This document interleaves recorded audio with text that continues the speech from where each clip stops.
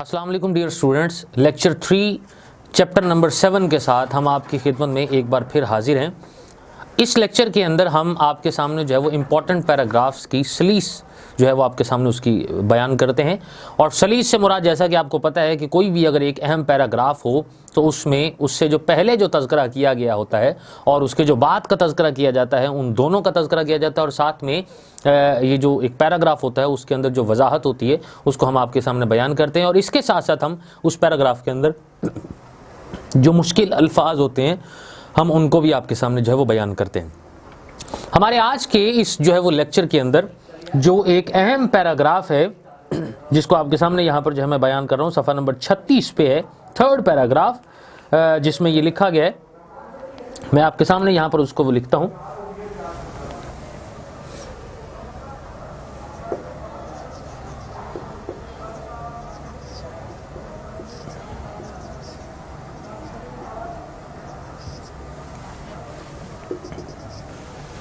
फ़ीका मेरे बहुत से शुक्रिया अदा करके चला गया, यहाँ से शुरू हो रहा है। और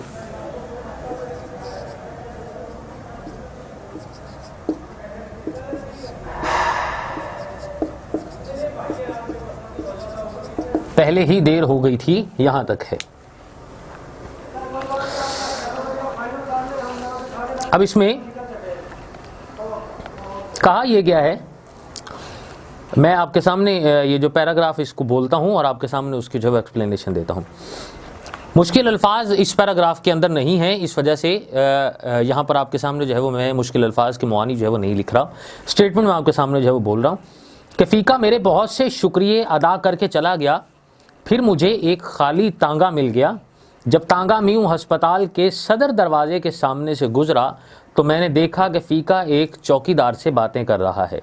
जाहिर है कि डॉक्टर जब्बार का पता पूछ रहा होगा। एक बार जी में आई कि अस्पताल जाकर जब्बार साहब से कह दूं, मगर अब तांगा आगे निकल गया था और मुझे पहले ही देर हो गई थी। अहमद नदीम कासमी ने अपनी इस किताब के अफसाने में ये तज़किरा करने की कोशिश की है कि मौजूदा दौर में इंसान अपनी ज़िंदगी में इतना ज़्यादा मसरूफ़ और मशगूल हो चुका है कि उसे किसी भी दूसरे शख्स की मदद के लिए, उसकी हमदर्दी के लिए, उसकी तकलीफ़ को दूर करने के लिए टाइम नहीं मिलता है। और वो अपनी ज़िंदगी के नशेबो फराज में इस कदर मसरूफ़ हो जाता है कि जितने भी अपने दूसरे जो मामलात होते हैं उनसे बहरावर नहीं रहता।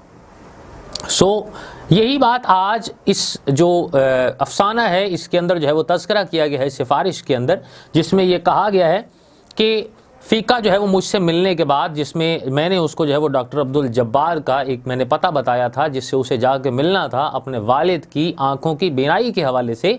इस सिलसिले में जब मेरी मुलाकात वहाँ से हुई और मैं रास्ते से जब गुज़र रहा था तो वहाँ फ़ीका जो है वो उस हॉस्पिटल के चौकीदार से पता पूछ रहा था। जाहिर है मैंने ही खुद अपने दिल के अंदर इस बात को जो है वो सोचा कि वो वहीं पर जो है वो डॉक्टर अब्दुल जब्बार का पता पूछ रहा होगा। और मेरे जहन के अंदर एक लम्हे के लिए ये बात आई भी कि मैं उतर कर यहाँ पर जो है वो डॉक्टर अब्दुल जब्बार से ख़ुद मिलूँ और ख़ुद जाके फ़ीके को वहाँ पर मिलवाऊँ ताकि फ़ीके का मसला हल हो सके।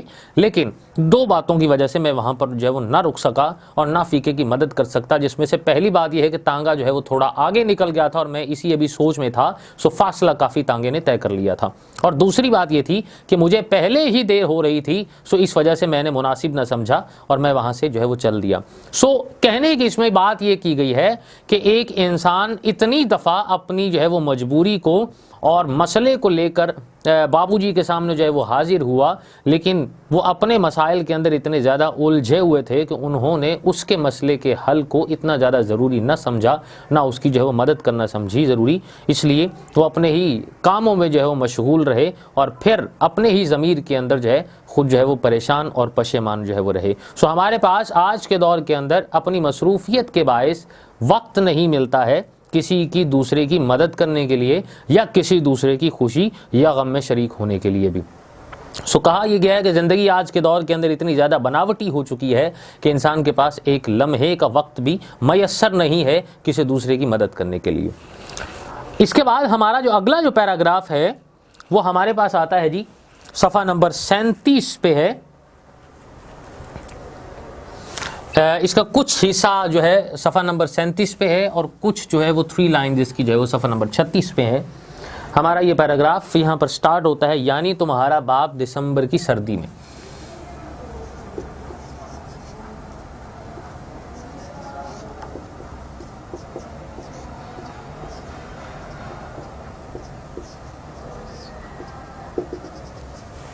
ये पैराग्राफ यहाँ से शुरू हो रहा है और सफ़ा नंबर 37 की पहली लाइन तक यहाँ पर जो है वो इसका एंड हो रहा है।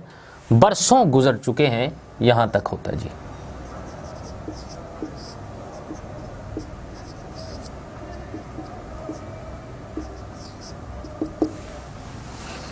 इसमें जो मुश्किल अल्फाज हैं वो मैं आपके सामने जो है वो लिखता हूँ।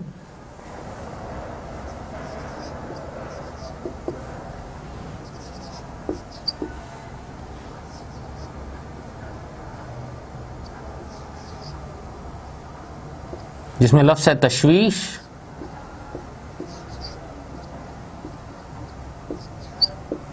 जिसका मीनिंग है परेशानी। दूसरा लफ्ज़ हमारे पास यहां पर जो मौजूद है वह है छप्पर,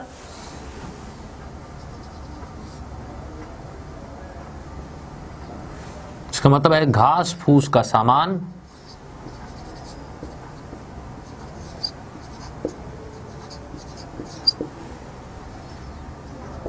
थर्ड हमारे पास यहां पर जो लफ्ज़ है वो ये है बरसों।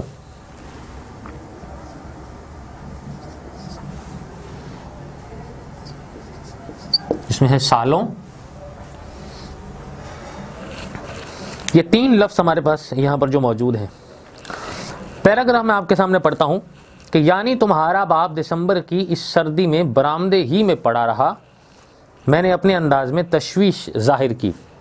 जी हाँ, वो बोला, मगर ये तो कोई ऐसी बात नहीं बाबूजी, आपने हमारा घर नहीं देखा। 10 साल से छप्पर में पड़े हैं और उसकी आँख। मैंने पूछा, वो तो चली गई बाबूजी। फीका यूं बोला जैसे इसके बाप की आँख को ज़ाया हुए बरसों गुजर चुके हों। सो इसमें एक डायलॉग जो है उसको यहाँ पर जो है वो बयान किया गया है, जो बाबूजी और फीके के जो दरमियान होता है, जिसमें पहले बाबूजी जो है वो इंतहाई तशवीश और परेशानी के आलम के अंदर उनसे ये बात पूछते हैं कि तुम्हारा बाप दिसंबर की सर्दी में बरामदे में पड़ा रहा। तो उसने कहा कि ये तो कोई ऐसी बात नहीं है, हम तो बरसों से छप्पर में जो है वो रहते हैं। सो उसके कहने का मतलब ये था फीके का कि हमारी ज़िंदगी जो है वो एक गुर्बत की ज़िंदगी है, जिसमें हमें इस बात से कतई तौर पर जो है फ़िक्र नहीं होती कि हम सर्दी में हैं या गर्मी में हैं। तो गोया ये जो कुदरती तौर पर जो है मौसमी शिद्दत, भले वो गर्मी की सूरत के अंदर हो या सर्दी की सूरत के अंदर हो, दोनों सूरतों के अंदर गरीब के लिए बराबर होती है, क्योंकि उसे हर सूरत हाल में तकालीफ को बर्दाश्त करना होता है। सो इन तकालीफ को बर्दाश्त करने के लिए वो चाहे अपने जो है वो एक घास फूस के बने हुए जो है वो घर के अंदर उसको बर्दाश्त करना पड़े, या फिर अस्पताल के बरामदे के अंदर उसको बर्दाश्त करना पड़े, सर्दी और गर्मी की कैफियत को दोनों सूरतों के अंदर ही गरीब को बर्दाश्त करना पड़ता है। सो इस बात पर किसी भी किस्म की जो है फीके को हैरत नहीं हुई, बल्कि उसके जवाब में जब बाबूजी ने उनसे ये पूछा कि और उसकी आंख, तो उसके जवाब में उसने ये कहा कि वो तो चली गई, जिसका अंदाज ये था कि जिसको गए हुए बरसों का जो है वो अरसा जो है वो गुजर चुका हो। सो इसमें कोई इतनी ज़्यादा तशवीश की बात नहीं थी। सो इसमें अहमद नदीम कासमी अपने इस अफसाने के इस ख़ास तौर पर अहम पैराग्राफ की सलीस अगर हम करें तो इसमें यह बताते हैं कि गरीब जो इंसान होता है, अगर उसके जिस्म का कोई एक उज़्व अगर नाकारा भी हो जाए तो उस सिचुएशन को वो इंतहाई अच्छे अंदाज के अंदर बर्दाश्त करता है। क्यों? क्योंकि अल्लाह ताला की जानिब से उसमें सब्र की बहुत ही ज़्यादा जो है वो कुव्वत अता की जाती है। और जितनी भी कुदरती तौर पर जो आफात होती हैं, ये जो मौसमी कैफियत होती हैं, ये जो मौसम के अंदर जो है वो किसी भी चीज़ की गर्मी या सर्दी की शिद्दत होती है, सो उसको बर्दाश्त करने की भी एक गरीब के अंदर जो हिम्मत होती है।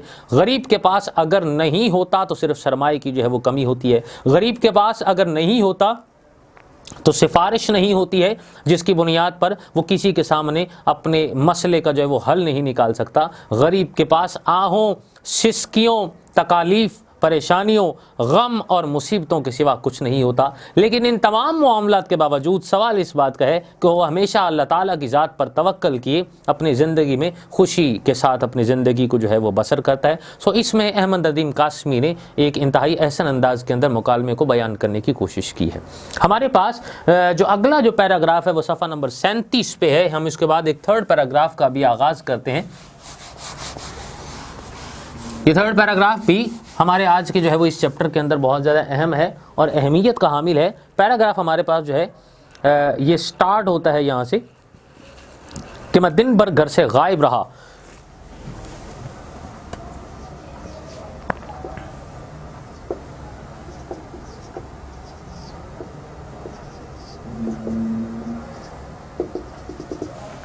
ये पैराग्राफ यहाँ से शुरू हो रहा है और तकरीबन 2 लाइन्स का है। थर्ड लाइन के अंदर पहले लफ्ज़ तक जो है वो ये जाता है, कैसे आए बाबूजी।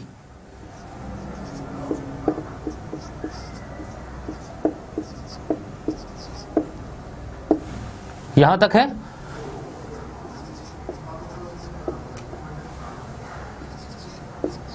अल्फाज मानी मैं आपके सामने जो है वो यहां पर लिखने जा रहा हूं।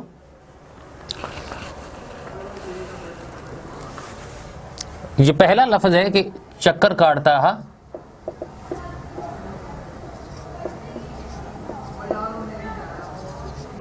मतलब पता करता रहा।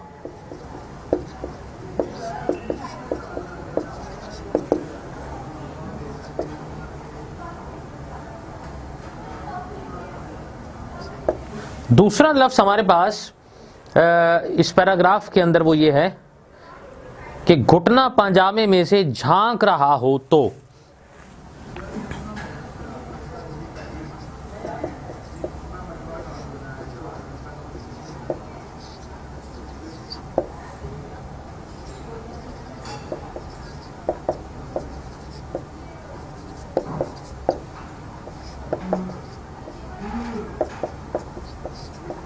बारी कैसे आए।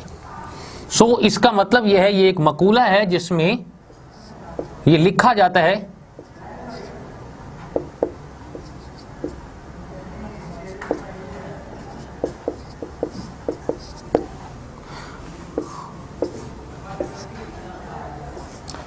ये घुटना पाजामे में से झांक रहा हो तो बारी कैसे है, जिसका मतलब है गरीब की मदद जो है वो कौन करे। ये मकूले के तौर पर आज के जो है वो पैराग्राफ के अंदर इसको इस्तेमाल किया है। मैं आपके सामने ये पैराग्राफ पढ़ता हूँ कि मैं दिन भर घर से गायब रहा और फीका दिन भर मेरे घर के चक्कर काटता रहा। शाम को उसने मुझे बताया कि जब्बार साहब बैठे तो हैं पर कोई अंदर नहीं जाने देता, कहते हैं बारी से आओ और मेरी बारी आती ही नहीं। घुटना पाजामे में से झांक रहा हो तो बारी कैसे आए बाबूजी।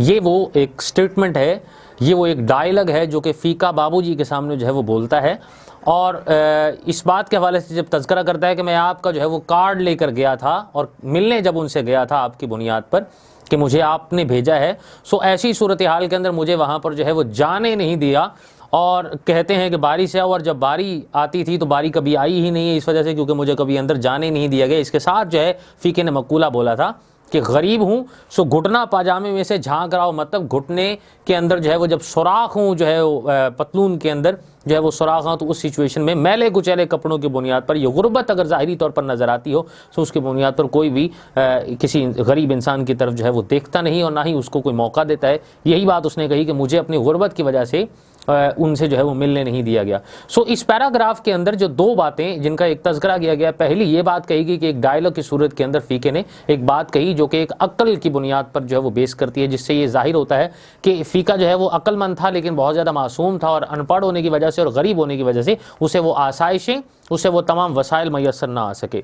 और दूसरी बात इसके अंदर जिसका तज़किरा किया गया वो ये है कि उसने अपनी गुर्बत को एक डायलॉग के अंदर जो है उसको मुकम्मल कर दिया और उसमें यह बयान कर दिया कि ज़ाहिरी जो शक्ल है वो मेरी जो है उसमें गरीब होने की वजह से मेरे जो है मुझे डॉक्टर से जो है वो मिलने नहीं दिया गया। सो हमारे मौजूदा मुआशरे के अंदर भी यही आलम है कि इंसान अगर बीमारी के आलम के अंदर सिसक कर मर तो सकता है लेकिन उसको वो आसाइशें और वो तमाम जितनी मराहत हैं उसको वो मैसर नहीं आ सकती जिनका वो हकदार होता है रियासत की जानिब से या मुआशरे की जानिब से।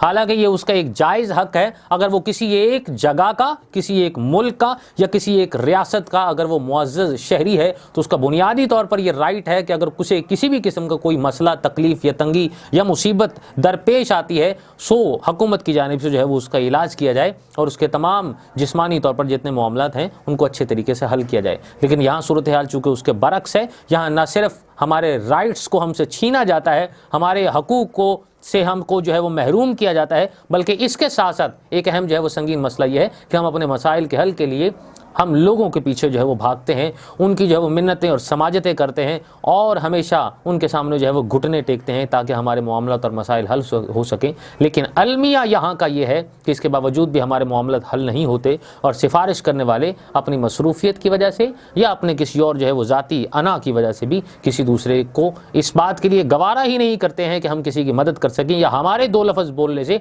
अगर किसी की ज़िंदगी का मसला हल हो सकता है, किसी की जिस्मानी सूरत हाल और कैफियत ठीक हो सकती हैं, किसी की जहनी सूरत हाल के अंदर बेहतरी पैदा हो सकती है, अगर कोई जो है वो शख्स बीमार है, मुसीबत में है, अगर उसका कोई हल निकल सकता है तो अगर हमारे ज़रिए से निकलता है तो हमें उस हवाले से उसकी मदद करनी चाहिए।